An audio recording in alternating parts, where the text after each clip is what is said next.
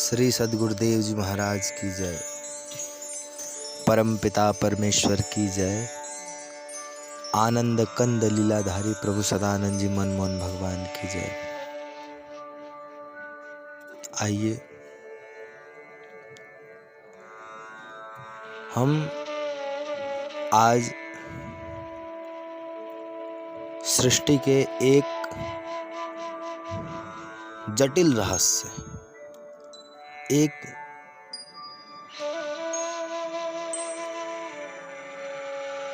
रहस्यात्मक जानकारी, रहस्यात्मक जो कि हम आप सभी के साथ नित्य प्रतिदिन गुजर रहा है, परंतु इसके रहस्य को हम अभी तक नहीं जान पाए।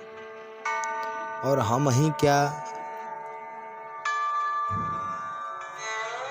इस लोक के बड़े से बड़े ऋषि महर्षि संत महात्मा तक को भी नहीं पता। और इस लोक को ही क्या, देवलोक के देवताओं तक को भी नहीं पता कि वास्तव में यह जीव क्या है। इस मनुष्य शरीर में बैठकर बोलने वाला,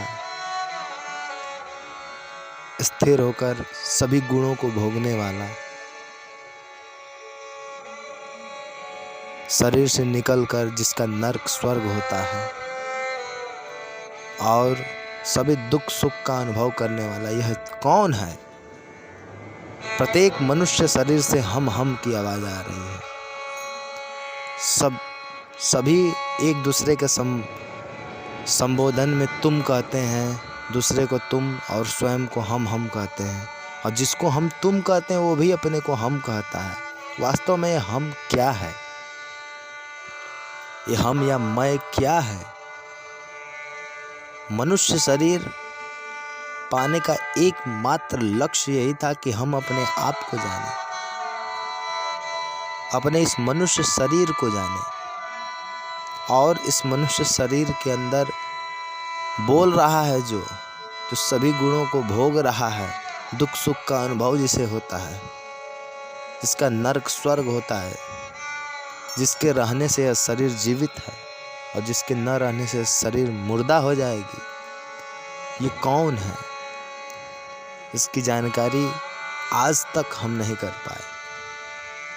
और अभिमान अहंकार में इतना फूले हैं कि हमने ये किया, हमने वो किया, हमने ये किया, और हम की वास्तविक जानकारी को नहीं जान पाए। बड़ी विचित्र है ये परमेश्वर की सृष्टि।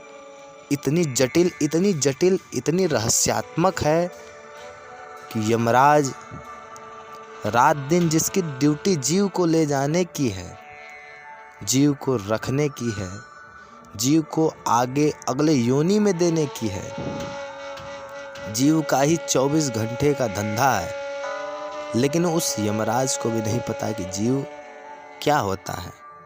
वो भी नहीं कह सकते कि मैंने जीव देखा है।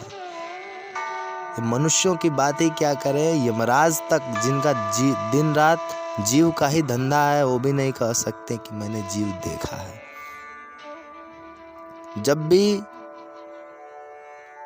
किसी के ग्रंथों को हम पढ़ेंगे, उनके उपदेशों को देखेंगे, शंकर जी जो संहारक हैं सृष्टि के, उनका सारा उपदेश पढ़िए, शिव पुराण पढ़िए, शिव स्वरोदय पढ़िए, श्रीमद् भागवत महापुराण में पढ़िए जो उनका उपदेश है। एक जगह शंकर जी भी नहीं कह सकते कि मैंने जीव देखा है और दिखला दूंगा। सिवाय परमेश्वर के एक गुरु धरती पर नहीं है जो कह दे कि मैंने जीव देखा है और किसी शिष्य को दिखलाया हो। यहाँ एक से बढ़ के एक गुरु धरती पे, एक से बड़े विद्वान, एक से बढ़ के एक बड़े बड़े विद्वान हैं, परंतु कोई नहीं कह सकता कि मैंने जीव देखा है। आश्चर्य देखिए, आश्चर्य देखिए, सबने जीव देखा है, सबने जीव देखा है, लेकिन कोई कह नहीं सकता कि मैंने जीव देखा है।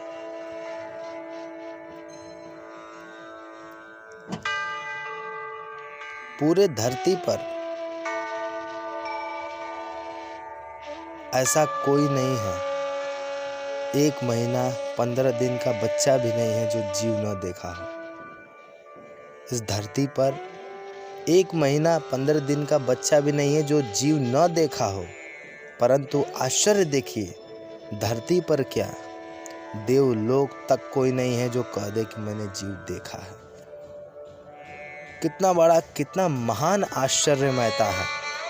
हर किसी ने जीव को देखा है, लेकिन मृत्यु लोक तो क्या देवलोक तक कोई नहीं है जो कह सकता है कि मैंने जीव देखा है और दिखा सकता हूँ। कितनी रहस्यात्मक है ये सृष्टि परमेश्वर की। यमराज नहीं कह सकते कि मैंने जीव देखा है। सृष्टि के संहारक शंकर जी नहीं कह सकते कि मैंने जीव देखा है। क्या आपने कभी देखा है जीव?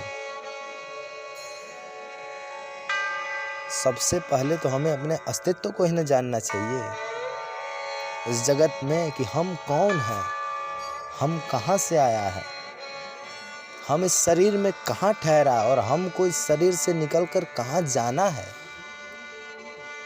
हम संसार में कहीं यात्रा करते हैं तो उसकी सारी जानकारी लेते हैं। हमें कहीं जाना होता है तो गाड़ी रिजर्व करवाते हैं और वहाँ गंतव्य स्थान की पूरी जानकारी होती है हमको कि हम कैसे कैसे जाएंगे, कहाँ कहाँ पहुँचेंगे, कैसे कैसे वहाँ ठहरेंगे, किसके पास जाएंगे, सब जानकारी लेकर हम यहाँ से निकलते हैं। लेकिन इस मनुष्य शरीर में हम आए, सर्वप्रथम तो हमें अपना परिचय नहीं है, अपने अस्तित्व का जानकारी नहीं है। इसकी जानकारी करनी चाहिए कि नहीं?